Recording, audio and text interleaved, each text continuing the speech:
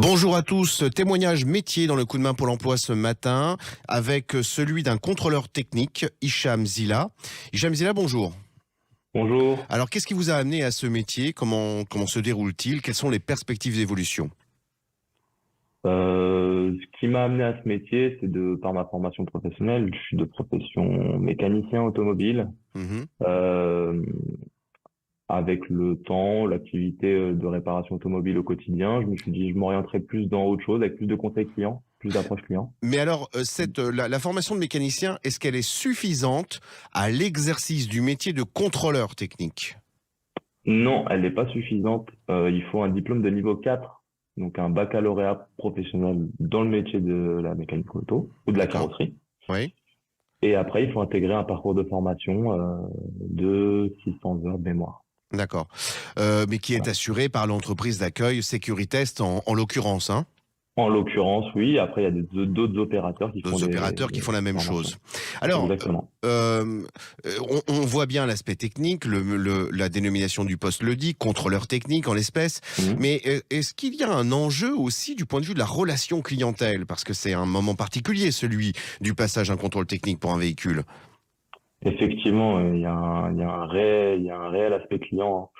Le client nous confie sa voiture en espérant et surtout dans le but, hein, de savoir vraiment ce qui se passe sur le véhicule et surtout d'un conseil neutre, ne dépendant d'aucune prestation derrière. Donc, Hmm. on a ce rôle de conseil. Et puis, ça participe aussi à la démarche de maintenir le parc automobile en bon état Mhm. et de le maintenir dans le temps aussi. Donc il faut quand même un certain esprit de déontologie pour l'exercice de ce métier. Ouais.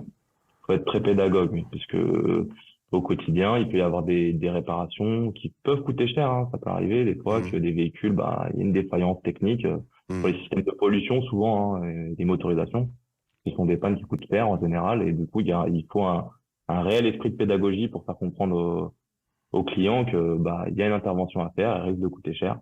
Par contre, voilà, il y a un réel intérêt derrière. Quels sont les aspects positifs de ce métier depuis combien de temps vous l'exercez ce métier? J'exerce ce métier depuis plus de 9 ans.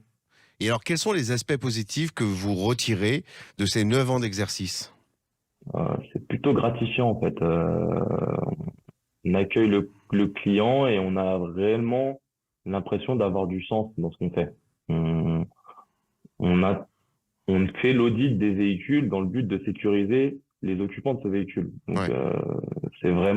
c'est très gratifiant là-dessus. Voilà. Avoir du sens dans le métier, c'est important. Surtout à notre époque, on cherche du sens dans nos activités. Mhm. Et ouais, vraiment, servir, euh, servir de référent technique pour les clients et qu'ils puissent partir surtout la conscience tranquille. C'est vraiment l'important. Ouais, tout à fait. Quand on connaît en plus tous les critères qui peuvent être relativement importants pour le fonctionnement d'un véhicule.